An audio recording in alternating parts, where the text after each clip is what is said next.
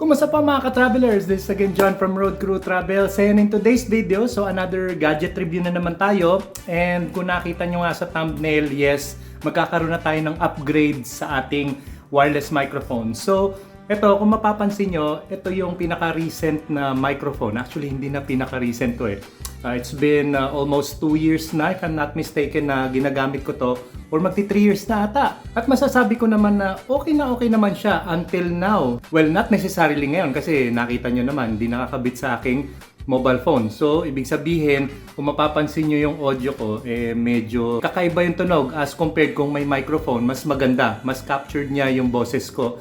Kasi kapag ganito lang na mobile phone without any external mic, o yan, tulad niya, may dadaan na tricycle.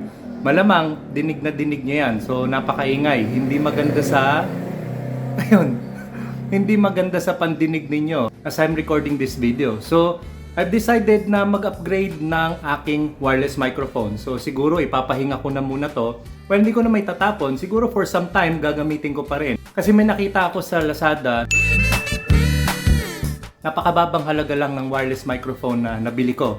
At mamaya papakita ko sa inyo. But before anything else, syempre, channel intro muna tayo. Tara, let's!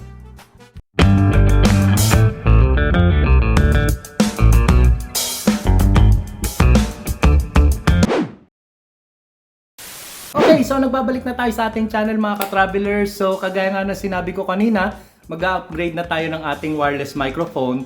At ito yung current na wireless microphone na ginagamit ko from Andover. Nabili ko siya sa Lazada for only 2,000 plus pesos. So masasabi kong for me na nagbabudget ng aking pera, parang medyo mahal na yung ganong klase. At nakita ko nga sa Lazada na merong wireless microphone na okay siya. Budget wise, dahil almost 300 pesos lang. Ito hindi ko pa nga na-unbox. Kamakailan, dineliver nga ni Kuya Rider. At ito. Okay, so yun po mga ka-traveler. So I just got my delivery package. Ito yung wireless microphone. So itetest na natin to. At mamaya unbox na natin to mga ka-traveler. So tingnan natin kung sulit nga ba ang pagkabili ko ng wireless microphone na to as compared sa current na ginagamit ko. Now, during those times na nagbablog ako mga ka-travelers, mapapansin nyo naman iba-ibang audio ang naririnig nyo sa paligid. Pero most of the time is captured niya yung aking voice na okay kasi nga gamit ko yung ganitong klase ng wireless microphone. Ang di ko lang nagustuhan is gumagamit pa siya ng wired. Although ironically, wireless nga to pero yung pinagsasaksakan nito is wired pa. Papakita ko sa inyo. Ito yung wire na to, ginagamit ko to pandugtong dito sa aking receiver para ma-connect siya sa aking mobile phone. O di ba medyo hassle kasi kailangan pa niya ng ganito. So parang wired wireless connection. Ganun ba yun? Seriously? Hindi ko alam pero medyo naiirita na ako ng ganitong klase ng setup eh. Sa transmitter side naman, kagaya nito, ayan, gumagamit pa ako ng ganitong klase ng microphone kung gusto kong medyo malapitan yung capture ng aking boses. So, di ba napakahaba? Ayan, nagtatanggil-tanggil na sa aking kamay, di ba? At ang isa pang hassle na napansin ko sa ganitong klase ng wireless microphone, o di ba obviously, isang transmitter, isang receiver lang. Pero yung nakita ko nga sa Lazada is dalawang transmitter, isang receiver. So, ibig sabihin nito, kung halimbawa magko-conduct ako ng isang interview, hindi ko na kailangan ipasa-pasa pa yung microphone dahil yung i-interviewin ko is meron na siyang sariling transmitter. O, di ba napakaganda? Tsaka isa pa mga ka-travelers, I am playing guitar. Kung gusto kong mag-record ng music while I'm singing or talking, hindi ko na kailangan na parang mamroblema pa na ilapit yung isang microphone do sa amplifier. Pwede ko nang itutok yung isa pang microphone mismo sa speaker para habang nagsasalita ako, capture yung boses ko, capture din yung tunog ng instruments. O di ba napakaganda? So, wag na natin patagalin. Check na natin at i-unbox yung nabili kong item sa Lazada. Okay, so buksan na natin ang ating item. So, gupitin na natin to. Na-surprise lang ako kasi habang nagsa-search ako sa Lazada dahil matagal ko na rin talagang balak magpalit ng wireless microphone eh. Ayan o. Ang gusto ko talaga is 2 transmitter, 1 receiver. O yan, napansin nyo sa pinaka-box niya. Ayan o, may 2 transmitter, 2 microphone, ayan. And then, 1 receiver. Ito yung isasalpak ko or ipa-plug ko sa aking mobile phone. Kasi napag-uusapan na rin lang natin ng pag-upgrade. Napansin ko wala ng mga 3.5mm jack ngayon sa karamihan ng cellphone. Kagaya ng cellphone na lumalabas ngayon, either iPhone yan or Android devices, ang mga port na makikita nyo na dito is either yan, yung kadulad neto sa iPhone, yung Lightning port, o di kaya naman yung Type-C. Dahil kagaya nito, meron pa rin naman siyang 3.5mm jack. If just in case yung inyong mobile phone is ganito pa ang sinasalpakan. Ngayon, yung sa akin naman, yung mobile phone ko, meron pa rin naman 3.5mm jack. O, napakaganda niya. Pwede siya sa kahit anong mobile device. Nice. Alright. Ayan o, wireless. Tapos, meron pa siyang live show. Sa mga podcast, pwede rin. Ayan, yung sinasabi ko kanina na interview, yan, pwede. And then, vlog short video, ayan, pwede rin. O, diba? Multifunction pala tong ganitong klase ng device. Yan. Plug and play din siya. At ang sabi niya rito, 20 meters ang kanyang reception. So, ibig sabihin, ganun kalayo. Pwede pa makakonect at malinaw pa. And then, precise radio. So, ibig sabihin, malinaw yung kanyang audio.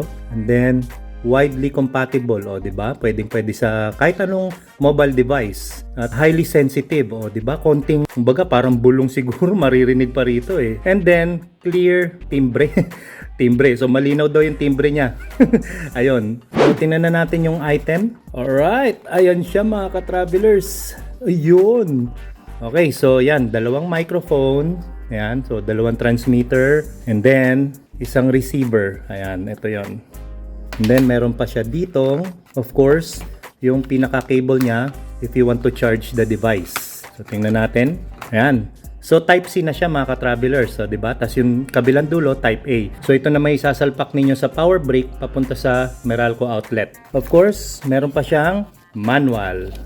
Meanwhile, so, kung mapapansin natin dito mga ka-travelers, itong microphone na to, yung kanyang power button is dito sa may bandang likod, sa tabi ng clip. Ayan, pwede nyo i-clip to sa inyong damit.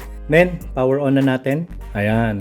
So, umiilaw na siya. Yan yung LED niya. Red and green. Ito naman yung kabila, ganun din. Power on na rin natin. Okay, so umiilaw na siya ng red and green.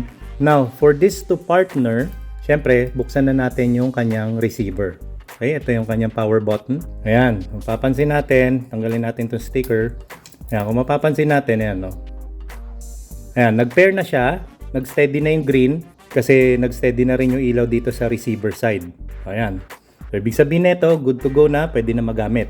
So, if you're gonna use this, pagpalagay natin dito sa cellphone na to, so plug nyo na lang ganyan. O, diba? Napakadali lang. Ayan. O, diba? Umilaw na siya. Indicating na na-detect na niya yung aking device. Okay, so paano mga ka-travelers? So we are now testing the wireless microphone. Of course, syempre yung receiver niya is kinabit ko na dito sa mobile phone na ginagamit ko ngayon. Ayan. This is the first microphone. Please comment below kung malinaw naman yung aking audio, yung aking boses. So actually parang ano lang isang di pa lang yung layo ko dito sa aking mobile phone. At kagaya nga nung nakita nyo kanina, yung pinakamalayo niyang naabot nito is 20 meters. So mamaya siguro tatry natin outdoor. Pero as of the meantime, almost 1 meter lang ang layo ko sa aking phone. At paki-comment na lang kung malinaw yung aking boses. Now, try naman natin ngayon yung isa pang microphone, which is this one. Okay? So, testing mic. And then obviously, 1 meter lang naman ang distansya ko. Pero let's also test outdoors. At paki-comment na rin kung itong second microphone na to is malinaw ang aking audio or aking boses. Okay? So, malaman natin kung sulit nga ba itong nabili nating wireless microphone. Actually, ano lang naman to generic type of wireless microphone.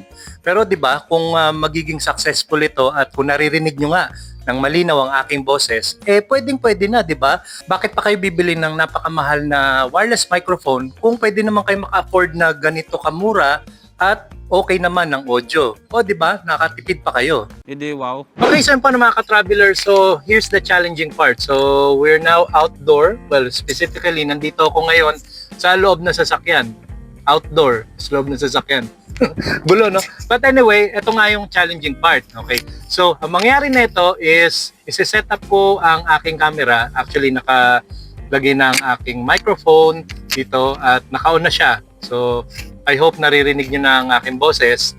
Ang mangyari nito, lalabas ako sa sasakyan. So, I'll be going out siguro medyo malayo-layo dito para ang challenge dito is malaman natin kung gaano kalayo ang nasasagap na transmission or reception, I mean, netong microphone papunta dito sa ating camera.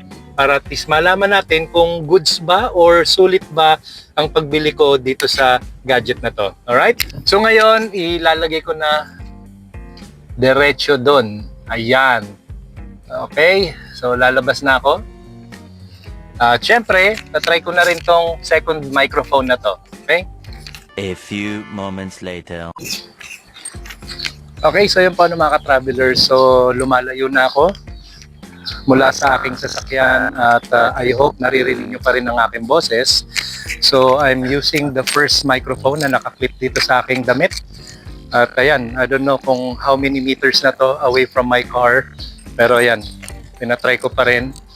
At sana naririnig nyo pa rin ang aking boses. Okay? So, palagi ko, hindi ko alam kung ilang metro na to. Pero still, ayan, sinusubukan ko pa rin lumayo. Ayan. So, still testing the first microphone. And ito, dito na ako sa may bandang kanto. So, I hope medyo okay pa rin ang aking audio. Okay? Ayan. So, may paparating na sasakyan. I don't know kung masasagap din yan. At hindi ko alam kung nasasagap din yung tahol ng aso dito sa may kanto. Ayan. Okay, so hintayin ko muna makalagpas yung sasakyan ng aming kapitbahay and we'll see. So, check na natin kung okay siya. Reggie. Okay, so yan. Now, I'm testing the second microphone na hawak ko ngayon.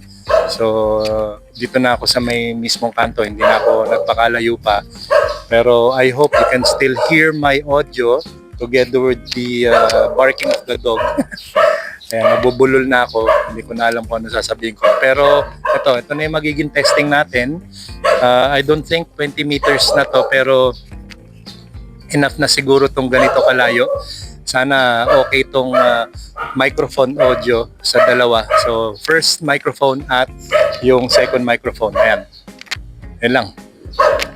And that's for our gadget review mga ka-travelers. I hope may natutunan kayo. So please do give us a comment kung naging maganda ba or hindi ang resulta ng naging testing natin ngayon. So kung naging okay naman yung audio, so mas okay. So ibig sabihin, sulit na sulit itong ganitong klase ng wireless microphone. But on the other hand, kung hindi naman, well, okay lang din naman, at least kahit papano, nalaman natin yung resulta. At kung di pa kayo nakasubscribe sa aming channel, don't forget to subscribe, Road Crew Travels, at i-hit nyo na rin ang notification bell para updated kayo palagi sa aming susunod na vlogs. So till next time mga ka-travelers, maraming salamat at God bless.